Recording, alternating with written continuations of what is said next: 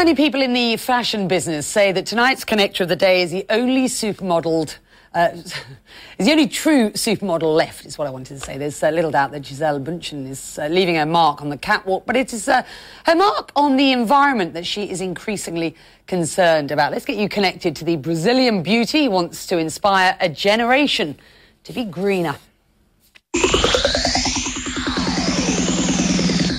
She's topped Forbes' list as the highest paid model in the world, and it's not hard to see why. Brazilian-born Gisele Bundchen has a face and a figure recognised the world over. Discovered when she was barely in her teens, she went on to become a professional volleyball player before becoming a full-time model. After moving to the States, she quickly became the most famous of the Victoria's Secret models and went on to score deals with numerous other brands.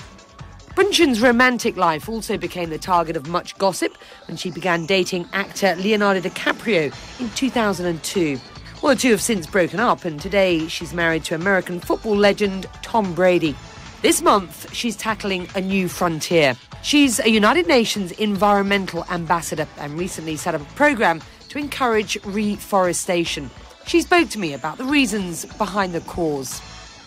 I have learned that in order for us to make a significant impact on our planet, in our world, we first have to be educated about what we can do to help.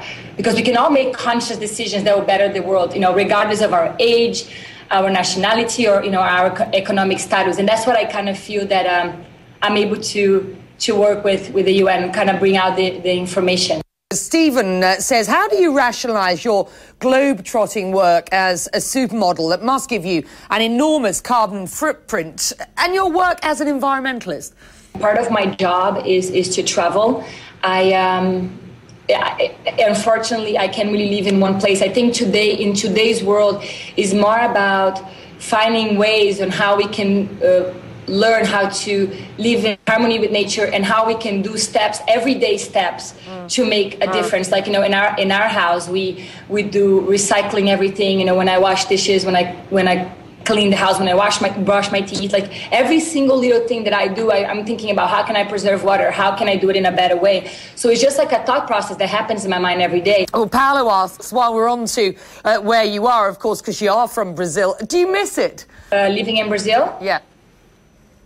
Yes, my family is everything to me, and they all live in Brazil, I mean, now I'm starting my new family, my husband and my kids, and we live in America, but I miss my family, and I miss the warmth of my country and its people. What do you do in your downtime, and how do you organise your very public life so that you actually get downtime out of the glare of the press? I do very much so. I actually live in Boston 6 months out of the year, and I also have a little paradise place that I call, I have Brazil, and I have a place in this, I'm not going to tell you where, but it's in the middle of the forest. So that's where I actually go to feel really, to go back to my roots when I'm feeling a little bit like, hectic, but I feel like my life is actually very private. I don't go out very much. I only go in public places whenever I feel like, like I just went to I gave a speech on the Harvard Environmental Day thing because they were giving me an award, and I went to the UN because I was project for the champions of the earth, because they were, awarding these amazing people who have done amazing things, like just simple people like all of us who are making an initiative and making a change in the world. So when it's things like that, I go and I'm in public, but otherwise I'm very low key. I like being home. I like being with my family. I like being with my kids, and that's what I love doing. All right. So, all right. Last question to you. Two questions in one. Jose Coelho says, have you ever thought about setting up your own modelling agency in Brazil? And Isabel says, as a mother of a 12-year-old who dreams of being the next Gisele, should she encourage her child early to get into what is a very cutthroat and competitive industry? Both of those questions.